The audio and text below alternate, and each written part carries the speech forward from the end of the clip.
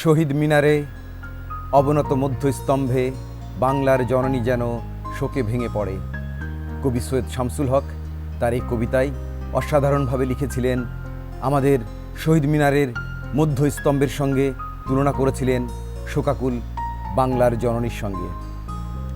আমাদের ভাষা এবং বর্ণমালা নিয়ে এনটিভির প্রতিযোগিতামূলক বিশেষ অনুষ্ঠান রিন পাওয়ার হোয়াইট নিবেদিত বর্ণমালার সাথে। সুপ্রিয় দর্শক, আমরা প্রথমেই শ্রদ্ধা জানাই ভাষা আন্দোলনের মহান শহীদদের। আমরা আমাদের এই প্রতিযোগিতার দ্বিতীয় পর্যায়ে চলে এসেছি। আমাদের মাঝে প্রথম পর্যায় থেকে যারা ভালো ফল করেছে তারাই দ্বিতীয় পর্যায়ে এসেছে। আমরা অনুষ্ঠানের শুরুতেই আপনাদের সঙ্গে পরিচয় করে দিই। আমাদের মাঝে অতিথি আছেন ঢাকা বিশ্ববিদ্যালয়ের বাংলা বিভাগের অধ্যাপক ডক্টর বিশ্বজিৎ ঘোষ। আমরা আমাদের অতিথির সঙ্গে পরিচিত হলাম। এবার আমাদের সঙ্গে যে বিজয়ী বন্ধুরা আছে তাদের সঙ্গে পরিচিত হব। আমার ডান দিক থেকে তোমরা তোমাদের পরিচয় দাও বন্ধুরা। সানিয়া হোসেন, অগ্রণী school and college. M Rafin Mahmud, Dhaka residential model college. Sumaiya Tasnim Adiba, YWCA higher secondary girls school. আমি রন্তু মণ্ডল, মহাপুর সরকারি উচ্চ বিদ্যালয় থেকে। আমাদের সঙ্গে আজ চারজন বন্ধু আছে। চারজনের মধ্য থেকে দুজন যাবে পরবর্তী পর্যায়ে, দুজন থেকে যাবে। আমরা আমাদের আজকের আয়োজন সাজিয়েছি ভাষার কথা, ভাষা থেকে রাষ্ট্র, ধাঁধা, ব্যাকরণ, নদীর কথা প্রভৃতি বিষয় নিয়ে। আমরা শুরু করছি প্রথমেই ধাঁধা থেকে প্রশ্ন। প্রথমেই নিয়মটা জানিয়ে দেই, প্রত্যেকটি প্রতিযোগীর জন্য একটি করে প্রশ্ন থাকবে। প্রতিটি প্রশ্নের জন্য 5 নম্বর। সঠিক উত্তর দিতে পারলে 5 নম্বর পাবে, না পারলে নাম্বার কাটা যাবে না। তবে বেল বাজিয়ে পরবর্তীতে যে আগ্রহী এ প্রশ্নের উত্তর দিতে তাকে আমরা সুযোগ দেব। সে যদি সঠিক উত্তর দিতে পারে তাহলে 5 নম্বর, আর ভুল উত্তরের জন্য কাটা যাবে 5 নম্বর। তাহলে তোমরা প্রস্তুত? প্রথম প্রশ্ন সানিয়া তোমার জন্য। পানির মাঝে জন্ম যার, পানি ঘর বাড়ি, ফকির নয় ওঝা নয়, মুখ ভরা দাড়ি। সানিয়া চিন্তা করো, তুমি খুব কঠিন নয়, চেষ্টা করলে পারতেও পারো। কচুরিপানা। না সানিয়া, তোমার উত্তর সঠিক হয়নি। তোমাকে আমরা নাম্বার দিতে পাচ্ছি না। প্রশ্নটি এখন মুক্ত প্রশ্ন হয়ে যাচ্ছে। তোমরা যে 3 জন আছো, অন্য 3 জন বেল বাজিয়ে উত্তর দিতে চাইলে পারবে। আমি যখন বলবো প্রশ্নটি আবার করব, তখন তোমরা বেল বাজাতে হবে প্রশ্ন শেষ হবার পর। তোমরা প্রস্তুত? যদি আগ্রহী হও তোমরা, তাহলে আমি আবার প্রশ্নটি করছি। পানির মাঝে জন্ম যার, পানি ঘর বাড়ি, ফকির নয় ওঝা নয়, মুখ ভরা দাড়ি।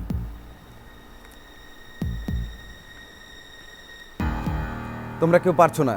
তাহলে আমি উত্তরটি বলে দিচ্ছি। খুবই সহজ ছিল উত্তরটি, তোমরা একটু চিন্তা করলে দিতে পারতে। উত্তর হচ্ছে চিংড়ি মাছ। তাহলে আমরা আমাদের পরবর্তী প্রশ্নে যাচ্ছি। পরবর্তী প্রশ্ন হচ্ছে রাফিন তোমার জন্য। তুমি প্রস্তুত? পড়াশুনোতে আমি, লেখাপড়াতেও আমি, ফ্যাশনেও কাজে লাগি, চিনো কি আমায় তুমি? ঘড়ি। রাফিন, তোমার উত্তর সঠিক হয়নি। আমরা তাহলে প্রশ্নটিকে উন্মুক্ত করে দিচ্ছি। পরবর্তী 3 জন প্রতিযোগীর জন্য এটি উন্মুক্ত থাকবে। তোমরা প্রস্তুত হও। পড়াশোনাতেও আমি, লেখাপড়াতেও আমি, ফ্যাশনেও কাজে লাগি, চিনো কি আমায় তুমি? ভেবে দেখো। আমার মনে হয় তোমরা কেউই পারছো না। উত্তরটা খুবই সহজ ছিল। তোমাদের 4 জনের মধ্যে 3 জনেরই চোখে আছে চশমা। পড়াশুনো করতে চশমা লাগে, এখন চশমা দিয়ে আবার ফ্যাশনও করা হয়, তোমরা জানো। তো কাজে তোমরা কেউ উত্তর দিতে পারলে না। তাহলে পরবর্তী নির্ধারিত প্রশ্ন সুমায়া তোমার জন্য।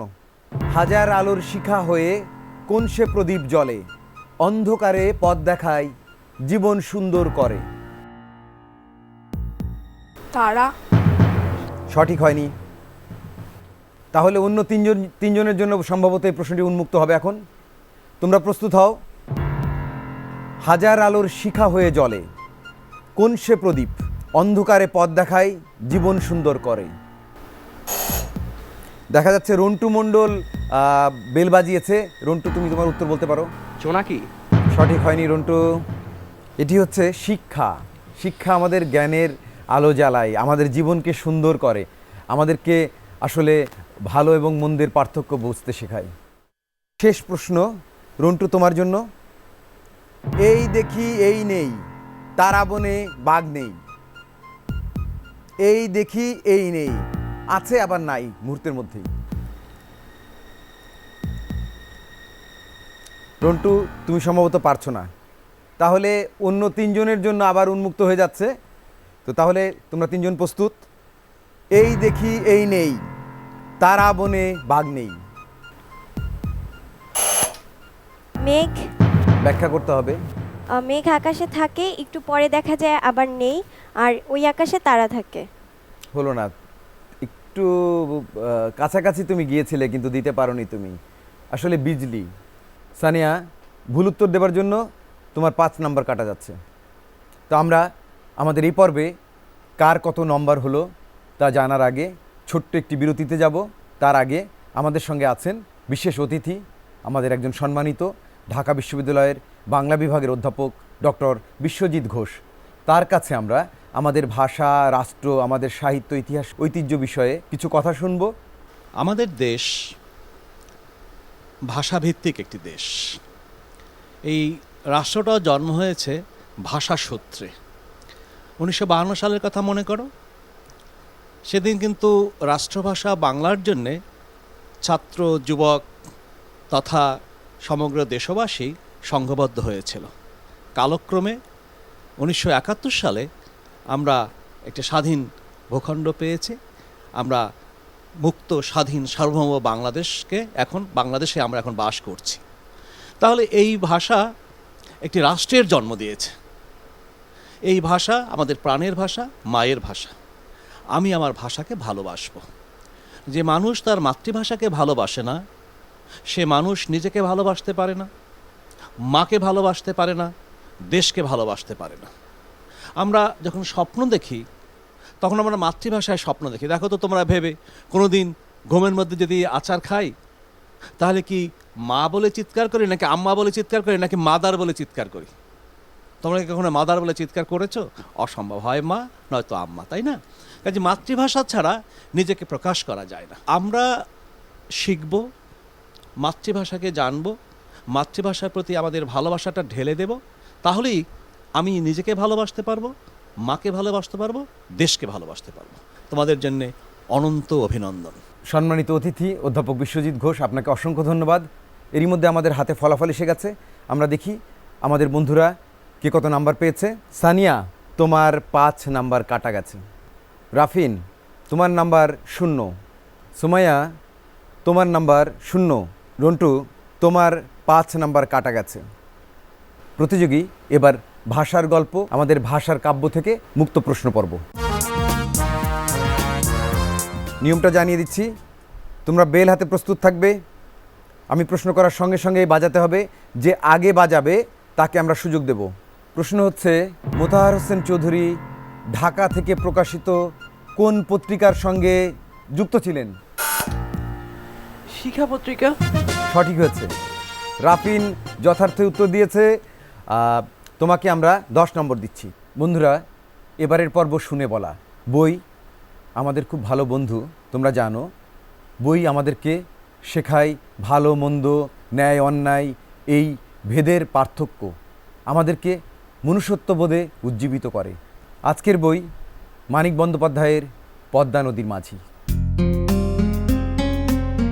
পদ্মা নদীর মাঝি মানিক বন্দ্যোপাধ্যায় রচিত 19টি উপন্যাসের মধ্যে সর্বাধিক জনপ্রিয় এবং শ্রেষ্ঠ উপন্যাস। উপন্যাসটি 1936 খ্রিস্টাব্দে প্রথম প্রকাশিত হওয়ার পর ভারতীয় উপন্যাসগুলোর মধ্যে সবচেয়ে বেশি ভাষায় অনুদিত হওয়ার গৌরব লাভ করে।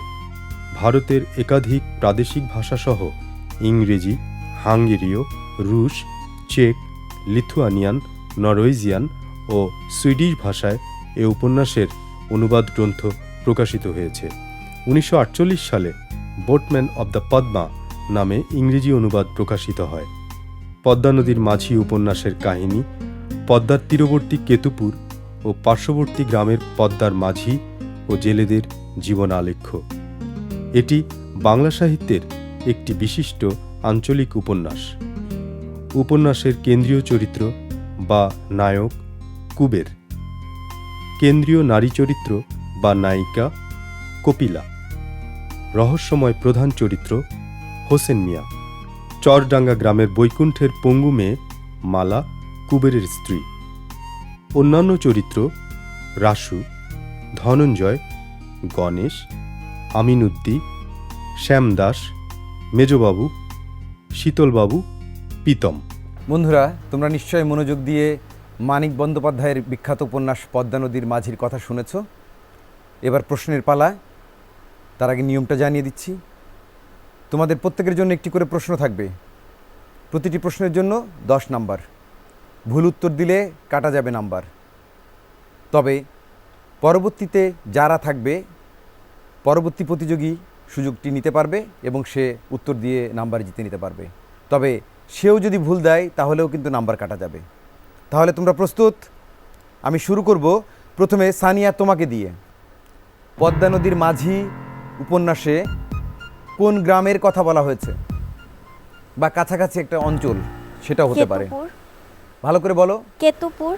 তোমার উত্তর সঠিক হয়েছে। আমরা সানিয়াকে 10 নাম্বার দিতে পারি। সানিয়া তার উত্তর সঠিক দিয়েছে। আমরা পরবর্তী প্রশ্নের জন্য যাব। রাফিন, তুমি প্রস্তুত? পদ্মা নদী মাঝি উপন্যাসের ইংরেজি অনুবাদ কত সালে প্রকাশিত হয়? 1948 সালে। রাফিন, তোমার উত্তর সঠিক হয়েছে। তোমার খাতায় আমরা 10 নম্বর যোগ করছি।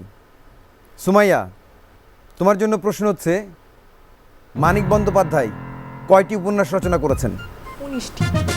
উত্তর সঠিক হয়েছে। আমরা সুমাইয়ার খাতায়ও 10 নম্বর যোগ করতে পারি। পরবর্তী প্রতিযোগী রন্টু, তুমি প্রস্তুত?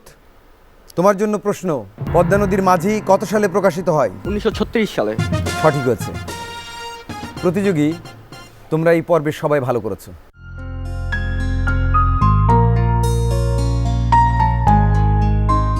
আমাদের এবারের অংশ নদীর কথা।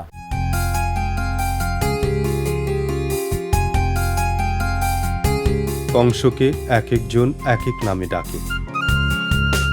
কোথাও এই নদীর নাম কংস, কোথাও কংসাই, আবার কোথাও বা কংসবতী। বেশিরভাগ মানুষের কাছে এই নদীর নাম কংস। ভারতের শিলং মালভূমির পূর্বে গারো পাহাড়ের তুরায় জন্ম নিয়েছে কংস নদী। আসাম পার হয়ে শেরপুরের নালিতাবাড়ি উপজেলার উত্তর সীমান্ত দিয়ে বাংলাদেশে প্রবেশ করেছে এই নদী। এই নদীর দৈর্ঘ্য 225 কিলোমিটার, অববাহিকার আয়তন 1126 বর্গ কিলোমিটার। জারিয়া অঞ্চলে এর গভীরতা 11.5 মিটার। এই নদী প্রবাহিত হয়ে সোমেশ্বরী নদীতে মিশেছে। কংস ও সোমেশ্বরীর মিলিত স্রোত বাউলাই নদী নামে পরিচিত। শেরপুর, ময়মনসিংহ আর নেত্রকোনা এই 3টি জেলার বুক চিরে বয়ে চলেছে কংস। ভরা বর্ষায় এই নদীর জল দুকুল ছাপিয়ে ওঠে। এই পাহাড়ি নদীতে প্রচুর মাছ মেলে। নদী থেকে জেলেরা নানা কায়দায় মাছ ধরে নিয়ে যায়। লম্বা বেড় জাল ব্যবহার করে দলবদ্ধ জেলেরা, যাতে বেশি মাছ পাওয়া যায়। কংস বিখ্যাত মহাশোল মাছের জন্য। নদীর বুকে যখন জলের দাপাদাপি, তখন বিয়ের নৌকা দেখা যায় নদীতে। ভাটি অঞ্চলে নৌকায় চড়ে বিয়ে করার প্রচলন আছে।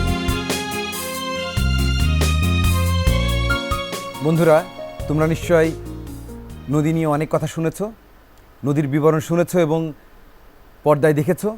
এবার প্রস্তুত হও প্রশ্নের জন্য। নিয়ম হচ্ছে, একটি প্রশ্ন করব আমি, তোমাদেরকে বেল বাজাতে হবে। সঠিক উত্তর দিতে পারলে 10 নম্বর, আর না পারলে কাটা যাবে নাম্বার। প্রস্তুত? তাহলে আমার প্রশ্ন হচ্ছে, কংস নদী কোন বিশেষ মাছের জন্য বিখ্যাত? আমি দেখতে পাচ্ছি সুমাইয়া বেল বাজিয়েছে। মহাশোল। মহাশোল। সুমাইয়ার উত্তর সঠিক হয়েছে। সুমাইয়া নম্বর পাবে। এবারের আমাদের বিভাগ ভাষা থেকে রাষ্ট্র। ভাষা আন্দোলন থেকে একটি করে প্রশ্ন থাকবে। প্রত্যেক প্রশ্নের জন্য 5 নাম্বার। ভুল হলে অবশ্য নাম্বার কাটা যাবে না। তোমরা প্রস্তুত তো? সানিয়া, তোমার জন্য প্রথম প্রশ্ন। আমাদের ভাষা আন্দোলনের শহীদ আব্দুস সালাম কোন জেলায় জন্মগ্রহণ করেন?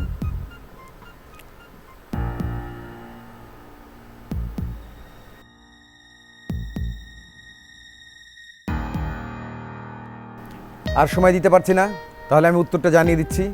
তিনি 1925 সালের 27শে নভেম্বর ফেনী জেলায় জন্মগ্রহণ করেন। পরবর্তী প্রতিযোগীর কাছে যাচ্ছি। রাফিন, তোমার কাছে। রাফিন, তুমি প্রস্তুত? তোমার জন্য প্রশ্ন হচ্ছে, আমাদের বাংলাদেশের একজন বহু ভাষাবিদ নামে বিখ্যাত ব্যক্তির নাম বলো। ডক্টর মোহাম্মদ শহীদুল্লাহ। সঠিক হয়েছে তোমার উত্তর। রাফিনকে আমরা নাম্বার দিতে পারি এই প্রশ্নের জন্য। আমাদের পরবর্তী প্রতিযোগী সুমাইয়া, তোমার জন্য প্রশ্ন। রাষ্ট্রভাষা সংগ্রাম পরিষদের জন্য যে তহবিল সংগ্রহ করা হয়েছিল সেটিকে কোন দিবস হিসাবে পালন করা হয়? পতাকা দিবস। পতাকা দিবস, সঠিক হয়েছে। আমরা সুমাইয়াকে এর জন্য নম্বর দিতে পারি। রন্টু, তোমার জন্য প্রশ্ন। প্রস্তুত? বাংলাকে রাষ্ট্রভাষা করার যে প্রস্তাব শহীদ ধীরেন্দ্রনাথ দত্ত দিয়েছিলেন, তাকে একজন প্রধানমন্ত্রী বলেছেন যে বিভেদ সৃষ্টি করার চেষ্টা। সেই প্রধানমন্ত্রীর নাম কি? একটু ভেবে বলো, মনে হয় পারবে তুমি। রন্টু, রন্টু তুমি পারছো না। উত্তর হচ্ছে লিয়াকত আলী খান। তাহলে তোমাকে আমরা নাম্বার দিতে পারছি না। এবার আমরা জেনে নেই তোমাদের কার খাতায় কত নম্বর যোগ হয়েছে। প্রথমেই সানিয়া, তুমি এই পর্বে পেয়েছো 0, রাফিন 5 number, Sumaiya 5 number, Rontu 0 number. বন্ধুরা, এবার ব্যাকরণ নিয়ে মুক্ত প্রশ্ন। তোমাদেরকে বেল হাতে প্রস্তুত থাকতে হবে। সঠিক উত্তরের জন্য 5 নাম্বার, আর ভুল দিলে কাটা যাবে 5 নাম্বার। তাহলে তোমরা প্রস্তুত? আমরা শুরু করছি। প্রথম প্রশ্ন, চণ্ডীপাত থেকে জুতা সেলাই, এই প্রবাদের অর্থ কি? কেউ পারছো না? তাহলে আমি উত্তর বলে দিই, ছোট বড় যাবতীয় কাজ। পরবর্তী প্রশ্নে যাচ্ছি, তোমরা প্রস্তুত? বাংলা ভাষায় যৌগিক স্বরধ্বনি কয়টি? 4টি। সুমাইয়া, তোমার উত্তর সঠিক হয়নি। উত্তরটি হচ্ছে 25টি। বাংলা ভাষায় যৌগিক স্বরধ্বনি 25টি। তাহলে আমরা এবার পরবর্তী প্রশ্নে যাচ্ছি। তোমরা প্রস্তুত? জমের ভুল, এই বাগধারার অর্থ কি? জমের ভুল, জম হচ্ছে মৃত্যুদূত, তার ভুল। পারছো না তোমরা? তাহলে আমি উত্তরটি বলে দিচ্ছি। আসলে যার মৃত্যু হয় না, জম হচ্ছে মৃত্যুদূত, সেও তাকে নেয় না, মানে মারা যায় না। অনেক সময় দেখা যায় গ্রামে অনেক বয়স্ক লোক অনেক দিন বেঁচে থাকে, তখন মানুষ অনেক সময় বলে এরকম যে জমের কি ভুলও হয় না। তোমাদের জন্য এই পর্বের শেষ প্রশ্ন, এক কথায় প্রকাশ করতে হবে, যার মূল্য হয় না। অমূল্য। সঠিক হয়েছে। রন্টুর জন্য আমরা নাম্বার যোগ করতে পারি। বন্ধুরা, আমরা আমাদের অনুষ্ঠানের প্রায় শেষ প্রান্তে চলে এসেছি। আমাদের ফলাফল পেয়ে যাবো একটু পরেই। তার আগে অধ্যাপক বিশ্বজিৎ ঘোষ, আপনি ওদের উদ্দেশ্যে কিছু শেষ কথা বলেন। আমরা ভালো করে ভাষা শিখব, ভাষার ভেতরের যে রহস্য সেটি জানার চেষ্টা করব, বোঝার চেষ্টা করব, এবং সুন্দর করে কথা বলার চেষ্টা করব। যদি সুন্দর করে কথা বলতে পারি, তাহলে আমি নিজে যেমন সুন্দর হব, দেশ সুন্দর হবে, এবং আমার জাতীয় রুচিটাও সুন্দর হবে। তোমাদের জন্যে অনন্ত অভিনন্দন থাকলো। তোমরা আরও ভালো হও, বড় হও। সবাইকে ধন্যবাদ। অধ্যাপক বিশ্বজিৎ ঘোষ, আপনাকে অসংখ্য ধন্যবাদ। সুপ্রিয় দর্শক, আমরা আমাদের অতিথির কাছ থেকে অনেক মূল্যবান কথা শুনেছি। আমাদের ফলাফল হাতে পৌঁছে গেছে। আমরা এবার ফলাফল দেখব, আমাদের প্রতিযোগীরা আজকে কে কেমন করেছেন। আমি শুরু করছি। সানিয়া হোসেন, তুমি পেয়েছো 5। রাফিন মাহমুদ 25, সুমাইয়া তাসনিম 20, রন্টু মণ্ডল 10। রন্টু এবং সানিয়া, তোমরা আমাদের সঙ্গে যেতে পারছো না, কিন্তু তোমাদের জন্য আমাদের শুভেচ্ছা এবং অভিনন্দন রইল। আমাদের অতিথির কাছ থেকে তোমাদের জন্য রয়েছে একগুচ্ছ বই এবং একটি সনদপত্র। প্রথমে আমি রন্টুকে আহ্বান জানাচ্ছি অতিথির কাছ থেকে, অধ্যাপক বিশ্বজিৎ ঘোষের কাছ থেকে উপহার এবং সনদ গ্রহণ করতে। অভিনন্দন রন্টুর জন্য। এবার সানিয়ার জন্য বই এবং সনদ। অভিনন্দন। আমরা শেষ করছি এই ভাষার মাসে মাতৃভাষা, বর্ণমালা, এই সব কিছু নিয়ে আমাদের এই বিশেষ আয়োজন রিন পাওয়ার হোয়াইট নিবেদিত বর্ণমালার সাথে। আপনারা বর্ণমালার সাথে থাকুন, বাংলা ভাষার সাথে থাকুন, মাতৃভাষার সাথে থাকুন। ভালোবাসুন দেশকে, মাতৃভাষাকে।